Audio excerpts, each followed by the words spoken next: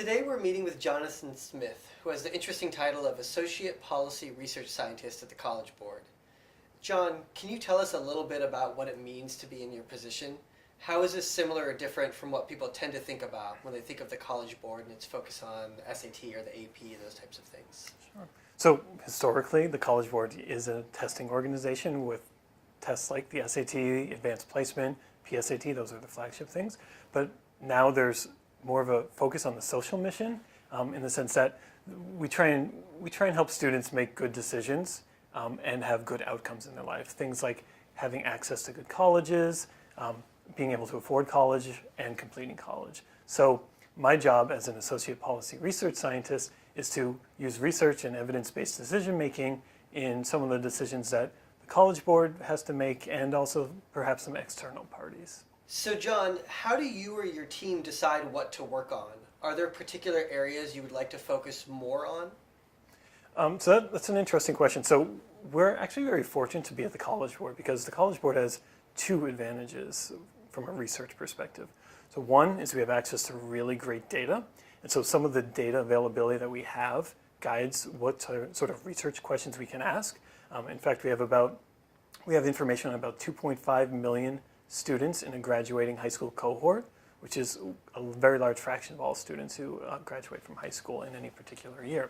So that's one strategic advantage. The other strategic advantage is that we also have lots of people both in the College Board and who are in contact with the College Board that can help guide what we work on. So for example, we employ a lot of people who used to be teachers or in admissions in college, and so we rely on them to help us understand what the problems are, and so there's sort of this back and forth. So not only do we have those internal people though, but the College Board is constantly in contact with all sorts of external parties. So we have all sorts of high school teachers who are in our network who teach advanced placement courses.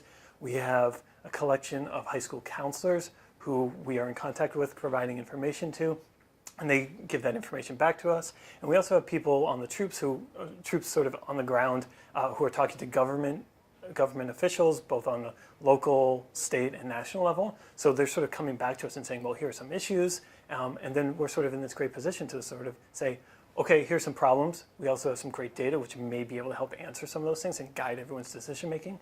And that sort of, generally speaking, gets us to where we want to go when we do our research. How do you think your work impacts policy?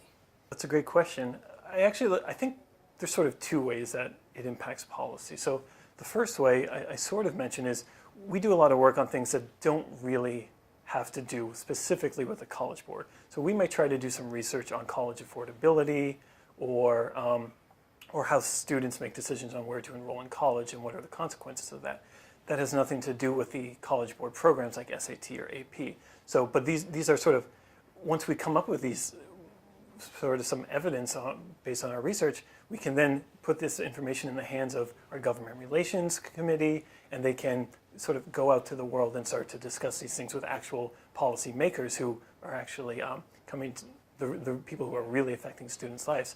So that's one way. But the other way, which has become increasingly, I think, useful and important in our work, is that the College Board just touches so many students with their tests that we actually can change internal policy in a way that affects the way students make decisions or the way that they learn or things like that, things that we care about.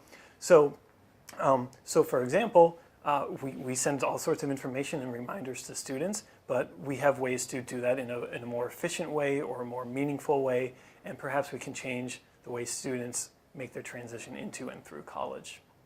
So there's sort of this external facing piece where we can directly contact policymakers, but this internal policy lever as well.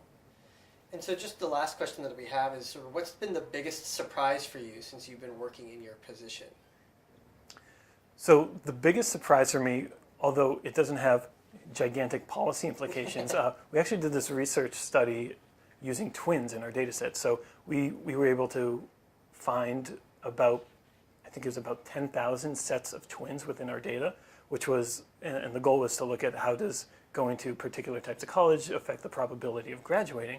But in doing so, we were able to sort of compare outcomes of twins. And it turns out that the average difference in SAT scores among twins is about 100 SAT points, which is just much larger than I would have guessed. And I often quiz people before I talk about this, and everyone else guesses quite a bit lower. So that was surprising, to say the least.